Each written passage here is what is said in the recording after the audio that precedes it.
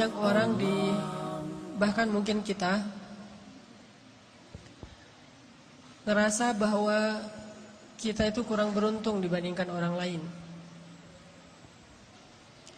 Ngerasa bahwa kayaknya Allah nggak adil sama kita.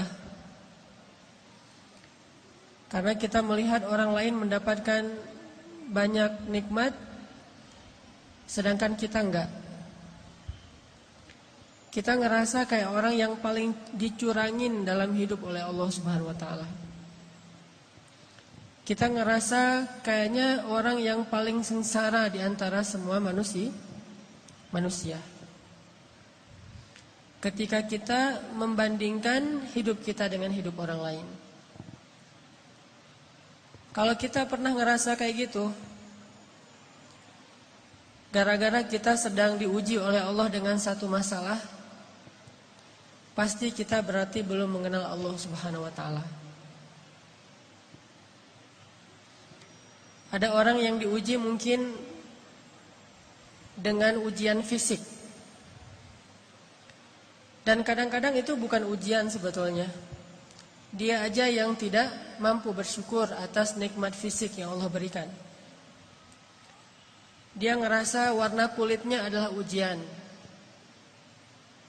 Kayak saya gitu. Alhamdulillah ini mah bukan hitam, eksotis. Ada orang yang ngerasa jenis rambutnya adalah ujian. Ada orang yang ngerasa tinggi badannya adalah ujian. Ada orang yang ngerasa bentuk hidungnya adalah ujian. Ada orang yang ngerasa gemuk dan kurusnya adalah ujian.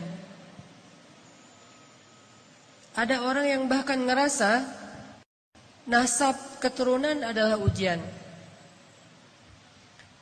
Sehingga bagi dia menjadi orang yang paling tidak beruntung karena diberikan fisik yang menurut dia tidak ideal. Ini pasti orang gak kenal Allah Subhanahu wa ta'ala. Kalau dia kenal Allah Subhanahu wa ta'ala, maka dia akan melihat sebaliknya. Kalau dia kenal Allah Subhanahu wa ta'ala, alih-alih dia mengeluhkan nikmat, justru dia makin bersyukur kepada Allah. Ada juga orang yang merasa dirinya paling menderita karena melihat dirinya orang yang paling tidak beruntung dalam urusan harta. Dia menilai orang lain lebih beruntung karena gajinya lebih besar, karena diberikan nafkah oleh suaminya lebih banyak, karena kendaraannya lebih baik, karena rumahnya lebih luas, karena tempat kerjanya itu lebih bergengsi, karena titel dan gelar-gelarnya itu lebih tinggi, sehingga dia merasa karena hartanya terbatas menjadi orang yang paling sengsara di muka bumi. Ini juga orang yang gak kenal sama Allah. Atau ada juga yang ngerasa dirinya tuh paling menderita karena masih jomblo. Dia cemburu kepada temannya yang nikah. Bahkan dia cemburu kepada temannya yang baru putus. Lo masih mending ngerasain gimana putus. Dah gua jadi juga gak pernah katanya. Jadian juga gak pernah, apalagi putus. Ada banyak banget hal yang dikeluhkan oleh manusia untuk dia ngerasa pantas menyebut dirinya itu sebagai orang yang paling sengsara. Ada banyak hal yang dianggap oleh manusia itu pantas dikeluhin kepada Allah Subhanahu wa taala karena memang dia ngerasa dicurangin oleh Allah Subhanahu wa taala. Abu Ubaidah bin Jarrah kekuasaan sebagai gubernur di Syam, Suriah. Sehingga suatu hari ketika dia sedang memantau keadaan rakyatnya, lagi belusukan, keliling-keliling gitu, Abu Ubaidah pernah melewati suatu hutan yang tidak ada penduduk tinggal di sana. Tiba-tiba Abu Ubaidah bin Jarrah menemukan sebuah gubuk kecil di tengah hutan. Ini lagi lewat nih bersama pasukannya, kayak lagi ada ekspansi gitu. Tiba-tiba ngelihat tiba-tiba Abu Ubaidah melihat sebuah gubuk di tengah hutan. Terus karena penasaran, Abu Ubaidah pun mendekat ke gubuk itu.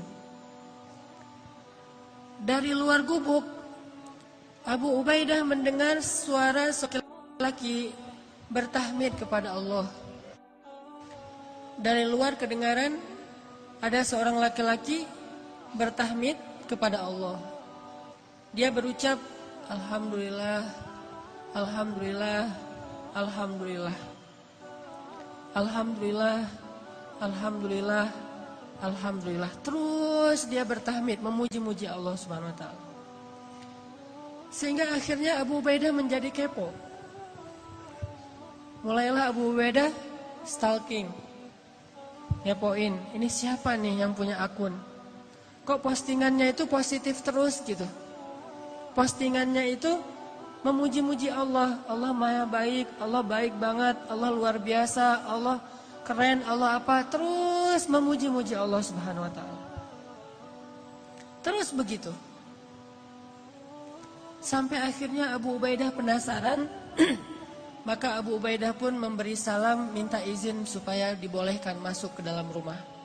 Assalamualaikum. Waalaikumsalam. Boleh saya masuk? Adkhul, kata Abu Ubaidah. Silakan, silakan. Akhirnya Abu Ubaidah pun masuk ke dalam rumah itu. Sementara prajurit-prajuritnya menunggu di luar. Ketika Abu Ubaidah masuk ke dalam rumah, Abu Ubaidah merasa heran karena dia melihat di dalam rumah itu hanya ada seorang kakek-kakek yang terbaring di atas tanah, nggak punya kasur, bahkan nggak punya tikar, nggak punya bantal, benar-benar terbaring di atas tanah, dan rumahnya kosong, tidak ada perabotan apapun, nggak ada tempat tidur, nggak ada lemari, nggak ada dapur, ya satu ruangan gubuk itu aja. Dan dia melihat seorang kakek-kakek terbaring sedang memuji-muji Allah Subhanahu wa taala. Ketika Abu Ubaidah mendekat kepada kakek ini, ternyata Abu Ubaidah baru ngeh kakek ini adalah seorang tunanetra. Tidak bisa melihat. Lalu dia melihat kaki kakek ini dalam keadaan lumpuh, tidak bergerak. Usianya sudah sangat tua, matanya buta, tubuhnya lumpuh. Yang bergerak dari tubuhnya cuma bibir saja, sambil berucap, Alhamdulillah, Alhamdulillah, Alhamdulillah. Abu Ubaidah pun duduk di sisi kakek ini, kemudian Abu Ubaidah bertanya, Ya Abdullah, Ya Syekh, Kek, dengan siapa kakek tinggal di sini? Kakek itu menjawab, saya tinggal di sini dengan anak saya. Tadinya saya punya keluarga besar. Saya punya istri, punya beberapa orang anak. Tapi istri saya sudah meninggal, anak-anak saya sudah meninggal, cuma tinggal satu orang. Terus kakek kenapa tidur di sini? Kata kakek itu, saya lumpuh dan saya tidak bisa melihat. Tapi Allah maha baik, kata kakek ini. Abu Ubaidah makin penasaran. Orang miskin, sebatang kara, lumpuh, udah tua, nggak bisa ngelihat, nggak punya siapa-siapa kecuali anaknya satu-satunya. Abu Ubaidah bertanya, Kek, saya dengar dari tadi kakek itu terus memuji Allah. Dari sejak saya di luar rumah, saya dengar kakek ini terus memuji Allah. Alhamdulillah, Alhamdulillah, Alhamdulillah. Tapi saya perhatikan, sepertinya kakek ini tidak punya kehidupan yang layak, rumahnya gubuk, di dalam rumah nggak ada apa-apa, kakek sakit-sakitan, nggak punya keluarga. Saya penasaran apa yang kakek syukuri kepada Allah sehingga kakek tidak berhenti mengucapkan Alhamdulillah. Perasaan nikmatnya kayak gini-gini aja nih. Terus apa yang kakek syukuri? Kakek ini tersenyum.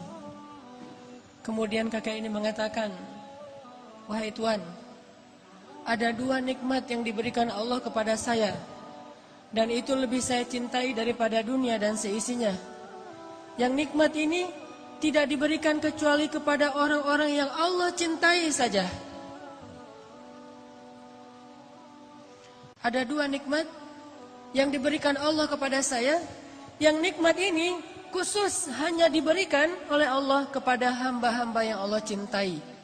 Dan 2 nikmat ini lebih saya sukai daripada dunia dan seisinya. Lebih saya sukai daripada keluarga, lebih saya sukai daripada harta, lebih saya sukai daripada jabatan, lebih saya sukai daripada kesehatan fisik. Karena 2 nikmat ini hanya Allah berikan kepada orang yang Allah cintai. Akhirnya Abu Ubaidah bertanya, ya Syekh, kek, apa 2 nikmat yang Allah berikan kepada kakek yang tidak diberikan kepada sembarangan orang, hanya diberikan kepada orang-orang yang Allah cintai? Kakek ini menjawab, 2 nikmat itu adalah qalban syakiran wa lisanan dzakiran. 2 nikmat yang diberikan Allah hanya kepada orang yang Allah cintai adalah nikmat hati yang selalu mampu bersyukur dan nikmat lisan yang selalu mampu berzikir. Makanya kakek ini mengatakan, saya mendapatkan 2 nikmat yang Allah tidak berikan kepada siapapun kecuali kepada kekasihnya, yaitu nikmat qalban syakiran. Saya selalu bersyukur, saya selalu merasa bahagia, saya selalu merasa cukup. Walisanan dzakiran, dan lisan saya dibimbing dengan hati yang bersyukur itu untuk selalu berzikir, memuji Allah Subhanahu wa taala. Sedangkan hati yang tidak bersyukur akan membimbing lisannya untuk mengeluh, akan membimbing lisannya untuk mengutuk, akan membimbing lisannya untuk menyalahkan diri sendiri.